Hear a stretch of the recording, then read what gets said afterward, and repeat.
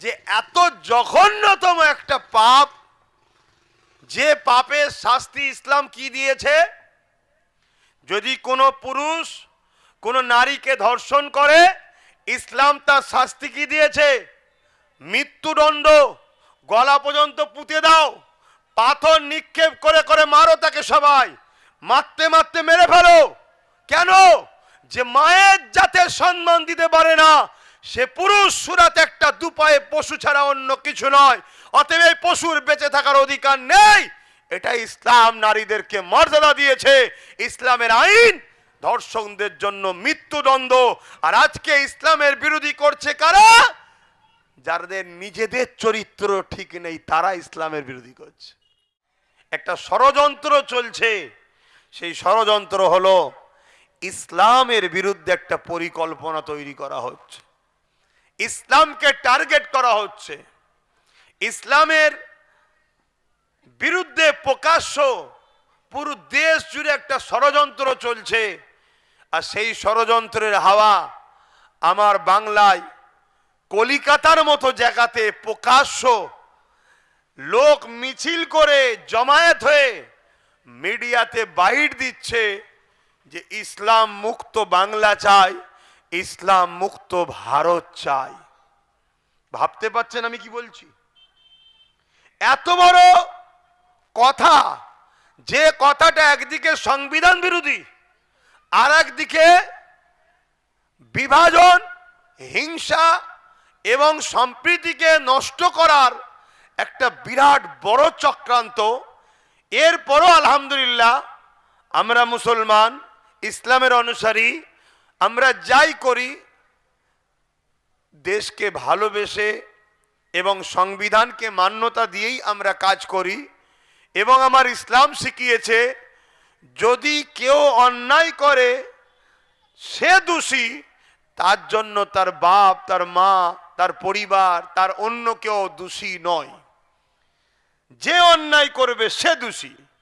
কিন্তু যে কথাটা আমি প্রশ্ন এখানে তুলছি, এত বড় কথা হওয়ার পরও আজকে সেই ব্যক্তিরা পশ্চিম বাংলার বুকে তো অ্যারেস্ট হয় না, বন্দী হয় না। পুরো দেশ জুড়ে তো চলছে, পুরো দেশ জুড়ে চলছে, কিন্তু আমার বাংলাতেও হচ্ছে, কিন্তু এখনো বন্দী অ্যারেস্ট হয় না। এ থেকে বুঝে নিতে হবে রাষ্ট্রীয়ভাবে ইসলামকে মিটাবার একটা পরিকল্পনা তৈরি করা হয়েছে। কথা কিছু মাথায় ঢুকলো?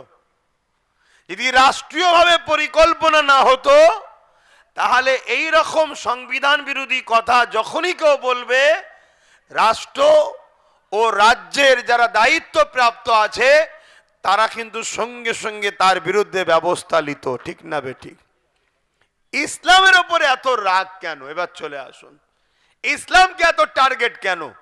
আমেরিকা ইসলামকে টার্গেট করে, ফ্রান্স ইসলামের নামে মিথ্যাচার করে, টার্গেট করে, ইংল্যান্ডের মসজিদে ঢুকে নামাজিদের উপরে গুলি করে হত্যা করা হয়, উত্তরপ্রদেশে বোলডুজার দিয়ে মাদ্রাসা ভাঙা হয়, আমার পশ্চিম বাংলায় দুর্গাপুরে বোলডুজার দিয়ে মাদ্রাসা ভাঙা হয়, বিভিন্ন জায়গাতে আসামে মাদ্রাসার উপরে অত্যাচার হয়। এর কারণটা কি? ইসলামকে এত টার্গেট করা হচ্ছে কেন?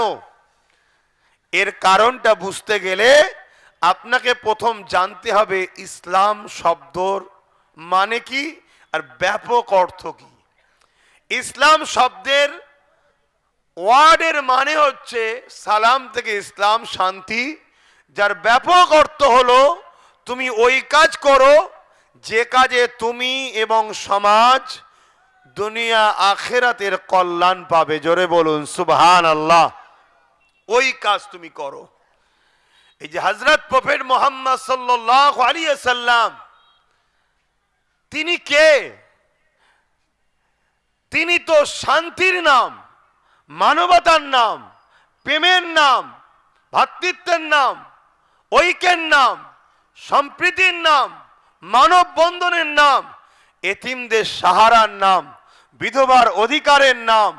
এক কথায় যখন নারীদেরকে জেন্ত জেন্ত পুঁতে দেওয়া হতো, হযরত প্রফেট মুহাম্মদ সাল্লাল্লাহু আলাইহি সাল্লাম সেই নারীদের হতে সংগ্রাম করে নারীদের অধিকার যিনি দিয়েছেন তিনি তো মুহাম্মদ সাল্লাল্লাহু আলাইহি ওয়াসাল্লাম। জোরে বলুন সুবহানাল্লাহ। নিশ্চয়ই আপনি একটা কথা প্রায় বলেছি, আবার বলছি, এই যে আপনাদের এই পাশে ভাটপাড়াতে অর্জুন সিং, দেখুন ইসলামের বিরুদ্ধে কত বড় একটা মিথ্যা কথা বলল যে ইসলামে নাকি রেপ করাটা খারাপ নয়। বললেন না নাউজুবিল্লাহ? জোরে বলুন। এই কথাটা অর্জুন সিং ইসলামের উপরে মিথ্যাচার করলো না করলো না?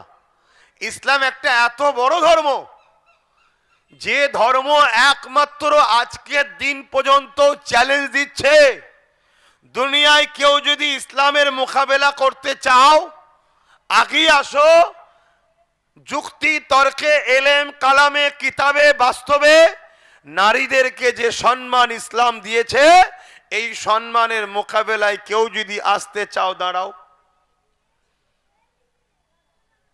পুরো পৃথিবীকে চ্যালেঞ্জ দিচ্ছে ইসলাম যে আমি যে নারীকে সম্মান দিয়েছি আমার মোকাবেলায় কেউ দাঁড়াতে পারবে? কিন্তু সেই ইসলামের নামে এত বড় মিথ্যাচার করলো এই বাংলাতে, তার বিরুদ্ধে কোনো ব্যবস্থা হয়েছে? কথা বলুন, তাকে বন্দী করা হয়েছে? তাহলে ভাবুন আজকে আমরা কোন জায়গায় দাঁড়িয়ে আছি, কোন পরিস্থিতিতে দাঁড়িয়ে আছি। আর এটাও আপনাকে বলে যায়, আমার আপনার কওমের মধ্যে কিছু ছেলে আছে, দুনিয়ায় অভাবের জ্বালা হোক বা বদমাইশিতে হোক, ইসলামের কালচার তার মধ্যে নাই, সেই শিক্ষা সেই জ্ঞানও নাই, সভ্যতাও নাই। সমাজের কিছু খারাপ লোকের পাল্লায় পড়ে তার দ্বারা সমাজে এমন কিছু অঘটন ঘটানো হবে প্ল্যান মাফিক করে ঘটিয়ে দিয়ে পুরো ইসলামের নামে কলঙ্কিত দাগ লাগাবার ষড়যন্ত্রও চলছে। উপরন্তু এই জায়গায় দাঁড়িয়ে থেকে আমি আপনাদেরকে জানিয়ে দিই, ইসলাম যদি বুঝতে চান আব্বাস সিদ্দিকীকে দেখলে হবে না। ইসলাম দুটো জিনিসের উপরে চলে, একটা হলো কালামুল্লাহ আর একটা হলো হাবিবুল্লাহ। জোরে বলুন সুবহানাল্লাহ। একটা আল্লাহর পাক পবিত্র কোরআন শরীফ আর একটা হলো মুহাম্মদ সাল্লাল্লাহু আলাইহি ওয়াসাল্লামের লাইফ স্টাইল। এই দুটো হলো ইসলাম। আর এই দুটোর বিরুদ্ধে পুরো পৃথিবীতে আরব খরব কোটি ডলার টাকা খরচ করা হচ্ছে ভুল বার করার জন্যে। পুরো পৃথিবী 20 বছর 30 বছর 40 বছর ধরে রিসার্চ করার পর হাত তুলে দিচ্ছে, দিয়ে বলছে যে মোহাম্মদ রসুলেরও ভুল নাই আর কোরআনেরও ভুল নাই। জোরে বলুন সুবহানাল্লাহ, আরো জোরে বলুন সুবহানাল্লাহ। আজ পুরো আমেরিকা, পুরো ইউরোপ, দুনিয়া সুপার পাওয়ার, যারা সুপার পাওয়ার, যাদেরকে আমার ভারতবর্ষের বড় বড় নেতারা আব্বাজান বলে, আমার দেশের প্রাইম মিনিস্টারও যে আমেরিকাকে যে আব্বাজান বলে, সেই আমেরিকা ইসলামের বিরুদ্ধে লেগেছে, সেই ইউরোপ দুনিয়া ইসলামকে মিটাতে চেয়েছে। কিন্তু আলহামদুলিল্লাহ আজকে তারা দীর্ঘ 80-90 বছর ধরে ইসলামের বিরুদ্ধে লেগে লেগে লেগে লেগে আজকে তারা রিপোর্ট দিচ্ছে কি আগামী 40-45-এর মধ্যে ইউরোপ দুনিয়া আমেরিকা সহ সংখ্যা গুরু হবে ইসলাম। জোরে বলুন সুবহানাল্লাহ। মানুষ দলে দলে ইসলাম কবুল করছে। কারণ কি? 14 বছর 12 বছর 13 বছরের মেয়ে, এত অল্প বয়স, 12 বছর 13 বছর 14 বছর 15 বছর 16 বছরের মেয়ে, সে তার ইজ্জতকে নিজের বাবার হাত থেকে বাঁচাতে পারছে না। 15-16 বছরের মেয়ে গর্ভের সন্তান, কার? নিজের বাবার, বাঁচাতে পারছে না। তারা কি করে বাঁচবে? আমেরিকা পারমাণবিক বোমা তৈরি করতে পারে, 10টা দেশকে হুমকি দিতে পারে, কিন্তু কারো সংসারকে জুড়তে পারছে না, কারো ইজ্জতকে রুখতে পারছে না, ক্রাইম বন্ধ করতে পারছে না, সন্ত্রাসী বন্ধ করতে পারছে না, দুর্নীতি বন্ধ করতে পারছে না, জুলুম বন্ধ করতে পারছে না, ধর্ষণ বন্ধ করতে পারছে না। তাই তাদের যুবক যুবতীরা তারা তো জ্ঞানী শিক্ষিত, তারা রিসার্চ করছে কোন জায়গায় গেলে আমরা বাঁচবো। তারা রিসার্চ করে, তাদের গুগল তাদেরই তৈরি করা, তারা তো টেকনোলজির ওপরেই বেঁচে থাকে, তাদের সব কিছু ফেল, তারা সব কিছু থেকেই গাওয়া দিচ্ছে বাঁচতে যদি হয় আখেরি নবী প্রফেট মোহাম্মদ সাল্লাল্লাহু আলাইহি সাল্লামের জীবন আদর্শে জীবন গড়ো। জোরে বলুন সুবহানাল্লাহ। তারা আমার নবীকে রিসার্চ করছে, রিসার্চ করতে করতে তারা আমার নবীর দিবানা হচ্ছে। জোরে বলুন সুবহানাল্লাহ। আর উম্মতে মুহাম্মাদি আমরা জন্মসূত্রে রসুল পেয়েছি, বাপ মুসলমান, মা মুসলমান, দাদু মুসলমান, দাদি মুসলমান, আমরা রসুলকে রিসার্চ করা ছেড়ে দিয়েছি, নবীলে চর্চা করা ছেড়ে দিয়েছি। এজন্য আজ আমরা ধ্বংস হয়ে যাচ্ছি। আমাদের কালচারে আছে কি রসুল? বলুন, আমাদের কালচারে আছে কি রসুল? তাই তো আজ আমরা ধ্বংস হয়ে যাচ্ছি। আল্লাহ নবী, নূহ নবী, দয়া নবী আদর্শ কি ছিল? আমার নবী পাক পৃথিবীর জমিনে ইসলামের বাণী কি করে ছড়ালো? আমার নবী পাক তিনি একা মক্কা জমিনে তিনি বলে দিলেন লা ইলাহা ইল্লাল্লাহ আনা মুহাম্মদ রাসূলুল্লাহ। মক্কা জালিমা বুঝেন দুবাসাই বাতে শুরু করে তারা সবাই আমার নবী পাকের জানে দুশ্মন হয়ে গেল।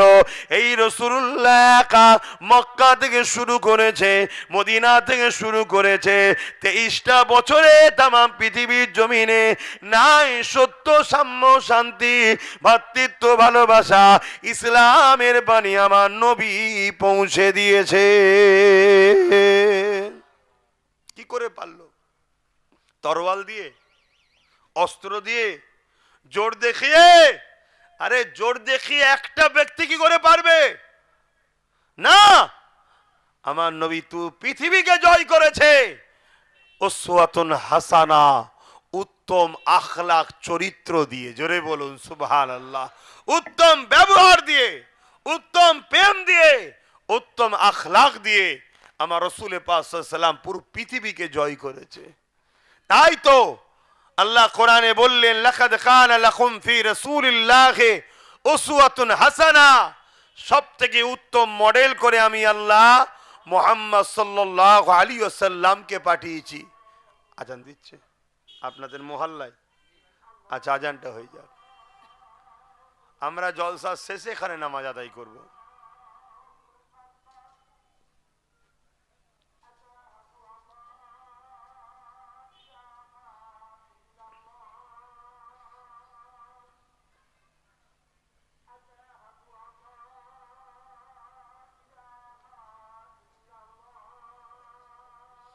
আশহাদু আল্লা ইলাহা ইল্লাল্লাহ।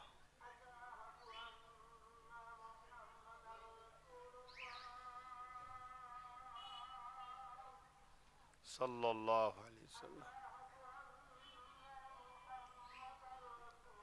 সাল্লাল্লাহু আলাইহি ওয়াসাল্লাম।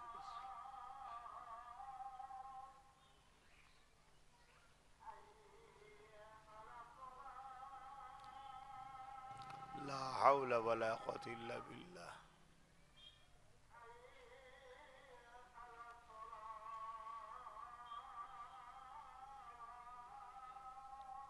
লা হাওলা ওয়ালা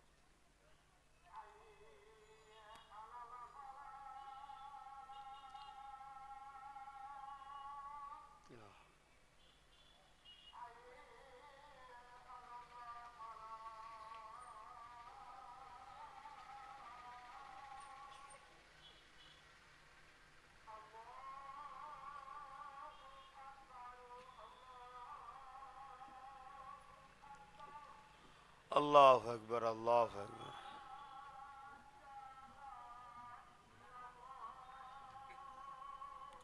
আল্লাহুম্মা লা ইলাহা ইল্লাল্লাহ। দরুদ শরীফ। আল্লাহুম্মা সাল্লি আলা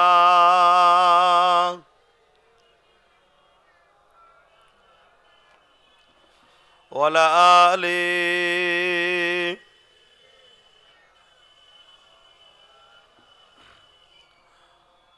বাপেরা, নওজোয়ান তরুণেরা, আল্লাহ নবীর আদর্শে পৃথিবী মানুষেরা দলে দলে মুগ্ধ হয়ে আমার রাসূলুল্লাহর কথা মতো দ্বীনে ইসলামের মধ্যে তারা প্রবেশ করেছে।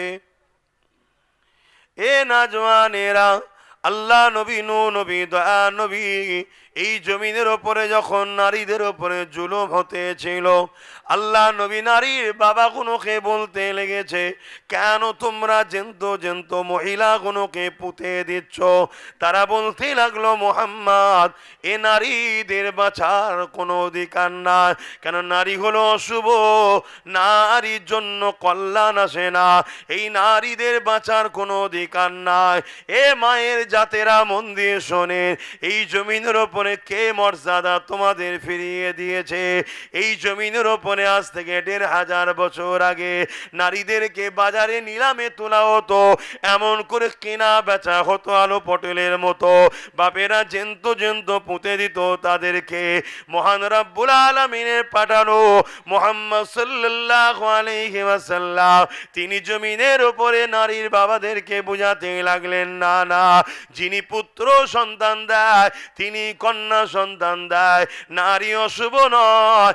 উপরন্তু কারো ঘরে যদি প্রথম কন্যা সন্তান হয়, এর মানে ওই নারীর বাবাকে মহান স্রষ্টা রব্বুল আলামিন শান্তির পয়গাম খবর পাঠায়। তাহলে নারী যদি কোনো সংসারে প্রথম হয়, সেই দাম্পত্য জীবনকে মহান স্রষ্টা খুশির সংবাদ, শান্তির সংবাদ পাঠায়।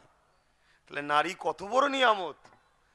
কিন্তু এটা ১৫০০ বছর আগে পৃথিবীর কেউ বলেছে? বলুন, ভাবতে হবে। আর আজকে ১৫০০ বছর আগে সেই ইসলামের বিরুদ্ধে এত মিথ্যাচার, যে এত জঘন্যতম একটা পাপ, যে পাপের শাস্তি ইসলাম কি দিয়েছে? যদি কোনো পুরুষ কোনো নারীকে ধর্ষণ করে, ইসলাম তার শাস্তি কি দিয়েছে? মৃত্যুদণ্ড, গলা পর্যন্ত পুঁতে দাও, পাথর নিক্ষেপ করে করে মারো তাকে, সবাই মারতে মারতে মেরে ফেলো। কেন? যে মায়ের জাতে সম্মান দিতে পারে না, সে পুরুষ সুরাত একটা দুপায়ে পশু ছাড়া অন্য কিছু নয়। অতএব এই পশুর বেঁচে থাকার অধিকার নেই। এটা ইসলাম নারীদেরকে মর্যাদা দিয়েছে। ইসলামের আইন ধর্ষকদের জন্য মৃত্যুদণ্ড। আর আজকে ইসলামের বিরোধী করছে কারা? যাদের নিজেদের চরিত্র ঠিক নেই, তারা ইসলামের বিরোধী করছে। আজকে খেয়াল করে দেখুন, যে যে রাজ্যে বিজেপি শাসন চলছে, তার মধ্যে অনেকে রয়েছে ক্যান্ডিডেট হয়ে আছে, পদ পেয়ে আছে, যাদের নামে অলরেডি ধর্ষণের মামলা চলছে। খেয়াল করে দেখুন, আমার রাজ্য তো, আমার তিলোত্তমা বোন এতদিন হয়ে গেল রেপ হয়েছে, জানেন তো না? ভুলে গেছেন?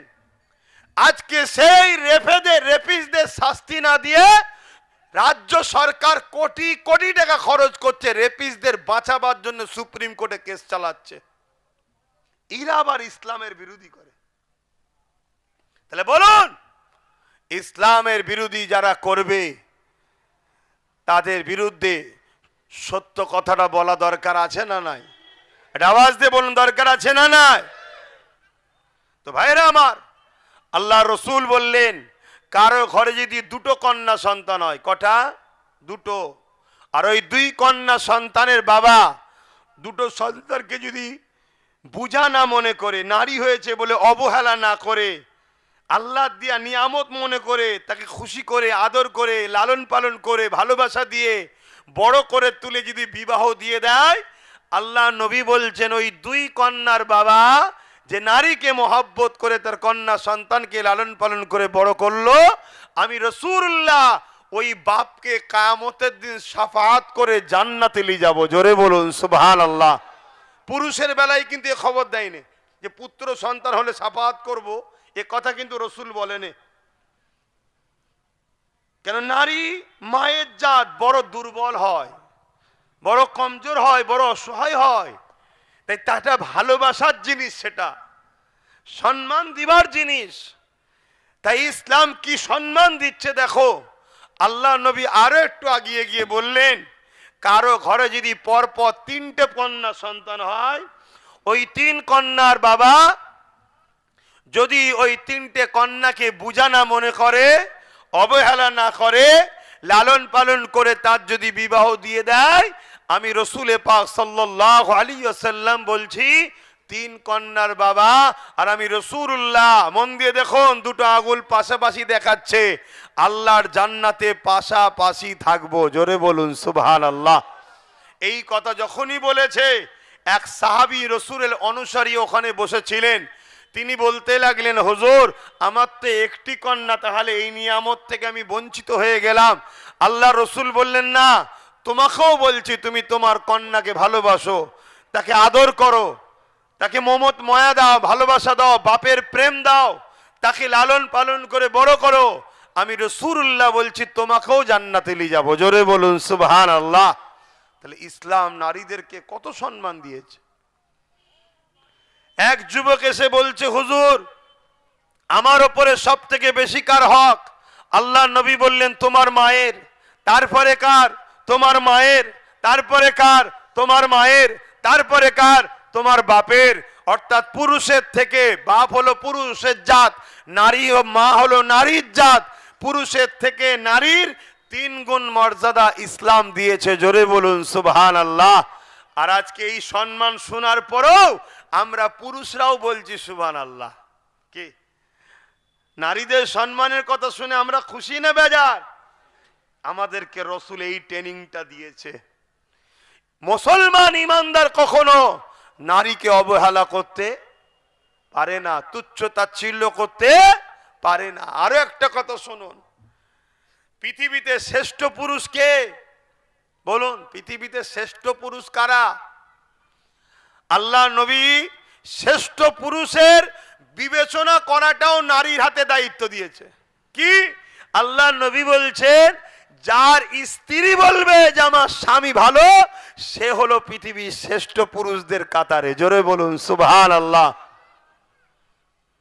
আজকে সেই ইসলামের উপরে কত বড় চক্রান্ত চলছে, আপনারা বুঝছেন আমি কি বলছি? এর জন্য দোষী কারা? আমরা দোষী। আমরা সেই রসুলের আদর্শে আদর্শিত নই। আল্লাহ রসুল দিন দুনিয়ার বাদশাহ হাবিবুল্লাহ জনাবে মোহাম্মদ রাসূলুল্লাহ সাল্লাল্লাহু আলাইহি ওয়াসাল্লাম যখন মক্কা থেকে ইয়াসরিবে চলে গেলেন, মদিনা, পরে নবী যাওয়াতে মদিনা শরীফ হয়েছে, ওখানে সব থেকে বড় বসবাসকারী ছিল ইহুদি, অগ্নি উপাসক, মজুসি, বিভিন্ন ধর্মের মানুষ ছিল মদিনা শরীফে। আল্লাহ নবী তাদের সঙ্গে আলোচনা করলেন যে নিজেরা যদি তোমরা সব মারপিট করো তাহলে তো ক্ষতি হবে, এক গোত্র আর এক গোত্রের সঙ্গে মারপিট করে, এরকম সব মদিনায় যত গোত্র ছিল একে অপরে মারপিট করে। আল্লাহ নবী সব গোত্রকে ডাকলেন, ডেকে তাদের মধ্যে ভাইচারা তৈরি করলেন, বিভিন্ন ধর্মের মানুষের সঙ্গে বিভিন্ন ধর্মের মানুষের বন্ধুত্ব তৈরি করে দিলেন, দিয়ে ভাইচারা করে দিয়ে আল্লাহ নবী বললেন, একটা রাষ্ট্র কায়েম করো, যে রাষ্ট্র কায়েম হলে তবে তোমরা দুনিয়াতে বিজনেস করতে পারবে, দুনিয়াতে তোমাদের ফোকাস তৈরি হবে। সব কিছু রসুল শিক্ষা দিলেন। দিবার পরে তারা বলতে লাগলো যে হুজুর সবই ঠিক আছে, কিন্তু এই রাষ্ট্রের প্রধান কে হবে? আল্লাহ নবী বললেন, তোমাদের মধ্যে থেকে তোমরা একে অপরের মধ্যে থেকে ঠিক করো কে হবে। তখন সবাই বলল, না, আপনার মতো মানুষ থাকতে আমরা অন্য কাউকে রাষ্ট্রপ্রধান মানব না, আপনি হবেন আমাদের রাষ্ট্রের প্রধান। জোরে বলুন সুবহানাল্লাহ। আজকে সেই নবীর উম্মত, আজকে আমরা কি করছি দেখুন। আল্লাহ তো আমাদেরকে প্রতিনিধিত্ব করতে পাঠিয়েছে, আমরা তো সমাজের ভুকা মানুষকে খানা খাওয়াতে এসেছি, আমরা নিজেরাই ভিখারি হয়ে বসে আছি। কেন ভিখারি হলাম? নিজের জায়গা ছেড়ে দিয়েছি বলে। তাই আমরা সমাজে নারীদের অধিকার দিতে এসেছি, আর আজকে আমরা তাদের পতাকা নিয়ে ঘুরি যারা নারীদেরকে ভোগের পাত্রী বানাচ্ছে। এ উম্মতে মুহাম্মাদি, কিয়ামতের দিনের জবাব কিন্তু আল্লাহর কাছে দিতে হবে। আমি রিসেন্ট দেখছিলাম সোশ্যাল মিডিয়ায়, এক বাবা বলছে, রে নারী তো খেলা করার জিনিস, মজা করার জিনিস। আমার ভারতে বলছে, আমার ভারতবর্ষে বলছে, এক বাবা ধর্মগুরু বলছে, তারা আবার ইসলামের সমালোচনা করে। এর বিরুদ্ধে কোনো মিডিয়াতে হই হই হবে না, এর বিরুদ্ধে কোনো মিডিয়াতে ঘন্টাখানেক একটা প্রতিবাদ বা কিছু আলোচনা হবে না, হবে ওই মুসলিম সমাজের সেজে কিছু কলঙ্কিত ছেলে আমাদের মধ্যে আছে, তাদের দ্বারা কিছু তথাকথিত রাজনীতির নেতারা তাদের রাজনীতির রুটি শাকার জন্য ভুল কাজ করাবে, সেইটা নিয়ে হই হই হবে। আমার কথা আপনাদের অসুবিধা হচ্ছে? ভালো ধরে বোঝেন তো ভাইয়ের আমার। আল্লাহ আমাদেরকে কেন পাঠিয়েছে? আমাদেরকে এই জমিনের উপরে অন্যায় মুক্ত সমাজ গড়ার জন্য পাঠিয়েছে, মদ মুক্ত সমাজ গড়ার জন্য পাঠিয়েছে। আজকে মদের কারণে কত ক্রাইম হচ্ছে, কত অ্যাক্সিডেন্ট হচ্ছে, কত পরিবার ধ্বংস হয়ে যাচ্ছে এই মদের কারণে। এই মদ মুক্ত করার জন্য আল্লাহ আমাদেরকে উম্মতে মুহাম্মাদি করে পাঠিয়েছে। আর আজকে আমরা কি করছি? মাতাল সরকারের পিছনে ঘুরে বেড়াচ্ছি। তাহলে বলুন, আল্লাহ আমাদের ওপরে নারাজ হবে না হবে না? আর আল্লাহ যখন নারাজ হবে, চারিদিক দিয়ে মার খেতে হবে। যার জন্য লড়াই করলাম তার হাতেও মার খাচ্ছি, আর যার বিরুদ্ধে লড়াই করেছি সে তো মারবেই। চারিদিক দিয়ে মার খেতে হবে। এখনো সময় আছে আমার রাসূলুল্লাহ সুন্নাতে জীবন গড়ুন। আল্লাহ নবীকে চেনেন, নবী পাককে প্যার করেন, নবী পাকের আদর্শে জীবন গড়েন। আপনার ধর্মনীতি আমার রাসূলুল্লাহ যেভাবে করেছে, আপনার সমাজনীতি আমার রাসূলুল্লাহ যেভাবে করেছে, আপনার রাজনীতি আমার রাসূলুল্লাহ যেভাবে করেছে। আমার নবী যখন মদিনার রাষ্ট্রপ্রধান হয়ে গেলেন, আল্লাহ নবী মদিনার রাজনীতিতে রাষ্ট্রপ্রধানেতে সনদ তৈরি করলেন। সেখানে রাসূলুল্লাহ লিখে দিলেন, নবী আমার জানিয়ে দিলে ওই সনদের মধ্যে লিপিবদ্ধ হয়ে যায়, কেউ কখনো কারো ধর্মের উপরে জোর করবে না, আঘাত দেবে না। শুনছেন? আমার দেশের সংবিধান তো সেই অনুসরণ করে চলছে। এই কথা মাথায় আসছে? এ না জওয়ানেরা, আমার নবী পাকের প্রেমিকেরা, আল্লাহ নবী নবী দয়া নবী তোমার আমার জন্য মডেল। সেই রাসূলুল্লাহকে চেনো, নবী পাককে প্যার করো, রাসূলুল্লাহর গোলাম হয়ে যাও, রাসূলুল্লাহকে এমন করে নিজের মডেল বলে মানিয়ে নাও, মেনে নাও, রাসূলুল্লাহকে সম্মান করো, তাজিম করো। আমার রাসূলুল্লাহ হলেন আমাদের একমাত্র নেতা। আর আমার রাসূলুল্লাহকে আল্লাহ কি শানওয়ালা লিডার বানিয়েছিল শোনো। শুধু জমিনে নয়, তামাম কায়নাতের উপরে আল্লাহ তিনাকে রাজত্ব করার পাওয়ার দিয়েছে। আমার রাসূল পাক সাল্লাল্লাহু আলাইহি ওয়াসাল্লাম এমন সময় একদিনে দেখা যায় চাঁদের দিকে উংলির ইশারা করেছে, চাঁদ দুটুকরো হয়ে গেছে। সূর্যের দিকে উংলির ইশারা করেছে, সূর্য আবার পুনরায় ফিরে এসেছে। যার আঙুলের ইশারায় চাঁদ দুটুকরো হয়, যার আঙুলের ইশারাতে সূর্য পুনরায় ফিরে আসে, এই রকম ব্যক্তিত্ব তিনি হবে আমাদের একমাত্র মডেল। অন্য কাউকে মডেল বানাওনি, তাহলে দুনিয়াতেও ধ্বংস হচ্ছ, আখিরাতেও ধ্বংস হয়ে যাবে। শুনছেন তো আপনারা? কি নিয়ামত আল্লাহ আমার নবীকে করেছে। আমার রাসূল পাক সাল্লাল্লাহু আলাইহি সাল্লাম যখন সূর্যের দিকে ইশারা করেছে, সূর্য পুনরায় ফিরে এসেছে। পৃথিবীর কেউ আছে পারবে? কথা বলেন। আজকে সেই নবীর বিরুদ্ধে যারা কথা বলে, জানতে হবে এরা সত্যের কাছে পরাজিত হয়ে যাচ্ছে। তাই হিংসা বশত এরা বিরোধী করা ছাড়া দ্বিতীয় কোনো রাস্তা খুঁজে আর পাচ্ছে না।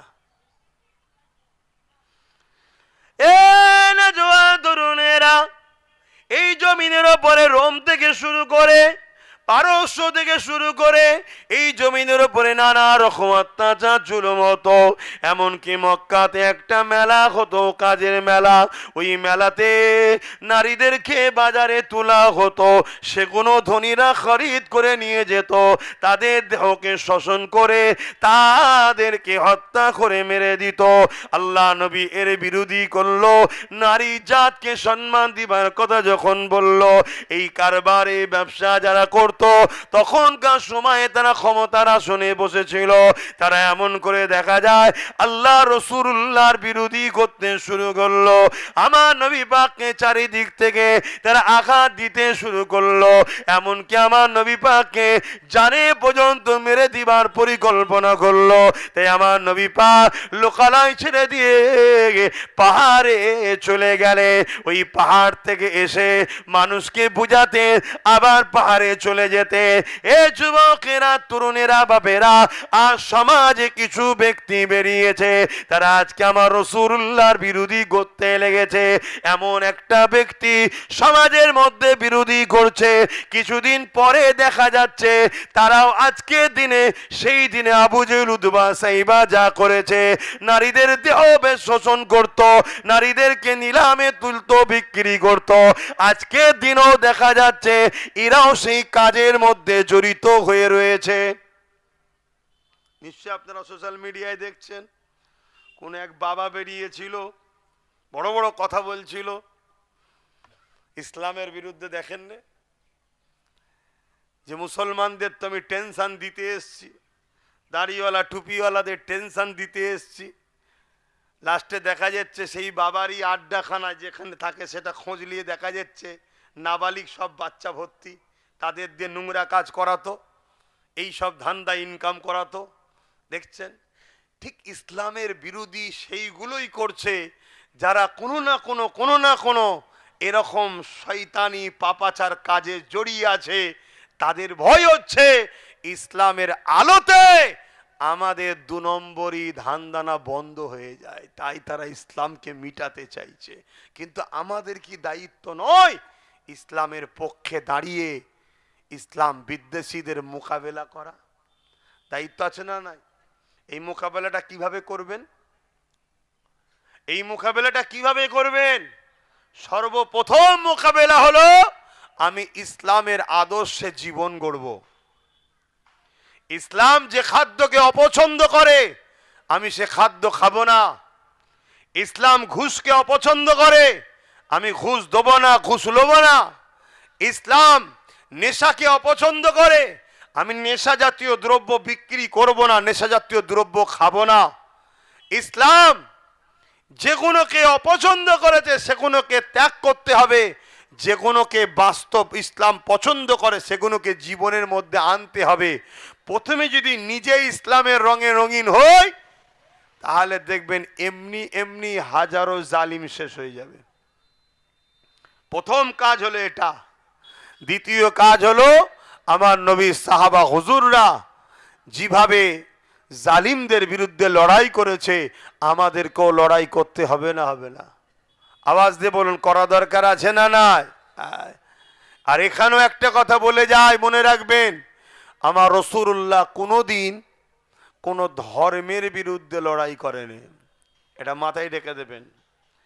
আমার রাসূলুল্লাহ টোটাল লাইফে অনেক কটা লড়াই রাসূলুল্লাহ করেছেন, একটা লড়াই রাসূলুল্লাহ করেনি কোন ধর্মের বিরুদ্ধে। রাসূলুল্লাহ যতগুলো লড়াই করেছে জালিমের বিরুদ্ধে, মজলুমের পক্ষে, জোরে বলুন সুবহানাল্লাহ, গরিবের পক্ষে, এতিমের পক্ষে, বিধবার পক্ষে, অসহায়ের পক্ষে, মজলুমের পক্ষে দাঁড়িয়ে রসুল লড়াই করেছে। সন্ত্রাস, জালিম, অত্যাচারী, মানবতা বিরোধী যারা, তাদের বিরুদ্ধে রাসূলুল্লাহ লড়াই করেছে। তাহলে আমাদের এই লড়াইয়ের দরকার আছে না নাই? লড়াই করতে হবে। আজকে আমরা অনেকে মনে করি আমি ভালো কাজ করি জান্নাতে চলে যাব। ভালো কাজ শুধু করে জান্নাতে যাওয়া যাবে না, অন্যায়ের বিরুদ্ধে লড়াই করতে হবে, ভালো কাজ করতে হবে। দুটো কাজ আল্লাহ দিয়েছে, কুনতুম খায়রা উম্মাতিন উখরিজাত লিন-নাস তা'মুরুনা বিল মা'রুফ ওয়া তানহাউনা আনিল মুনকার। শুধু ভালো কাজ করো আল্লাহ বলে রে, ভালো কাজ যেমন করতে হবে অন্যায়কে মিটাতেও হবে। এর নাম হলো ইসলাম। জোরে বলুন সুবহানাল্লাহ।